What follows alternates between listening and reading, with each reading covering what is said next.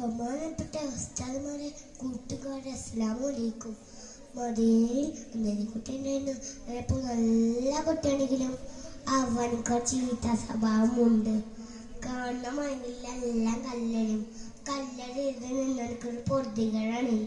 ഒരു ദിവസം കുറച്ച് കല്ലുമായി ഈത്തപ്പഴക്ക് എറിയാൻ തുടങ്ങി. കുറേ വീണു. അടുത്ത പരിപാടി ആരംഭിച്ചു. വീണ പഴങ്ങൾ പെരുക്കി തിന്നുക. വയർ നന്നപ്പോൾ അവൻ എണീച്ചു പോയി. അവന്റെ വികൃതി കൂടി വന്നപ്പോൾ തോട്ടയുടെ മുളിഞ്ഞിരുന്ന് അവനെ പിടികൂടി.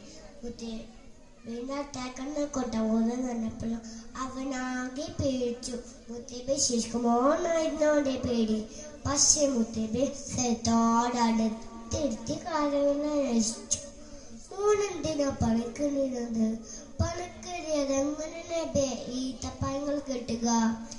അവന്റെ ചോദ്യം കേട്ടിട്ട് നബിക്ക് ചിരി വന്നു. മോനെ, പണിക്കറിയരുത്. അത് മരങ്ങൾക്കും അത് പഴങ്ങൾക്കും ആപത്താ. പഴങ്ങൾ പഴിക്കുമ്പോൾ താഴെ കേട്ടോ. അപ്പടുത്ത് ഭക്ഷിക്കാം എന്നെ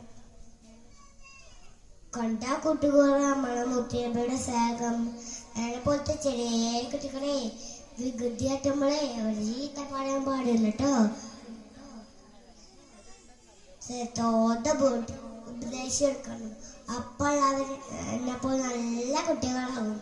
ഞാൻ നല്ല കുട്ടിയാകാൻ വേണ്ടിച്ച് നിങ്ങൾ തുറക്കണം കേട്ടോ. അപ്പൊ ഞാൻ പോട്ടെ. അസ്സലാമു അലൈക്കും.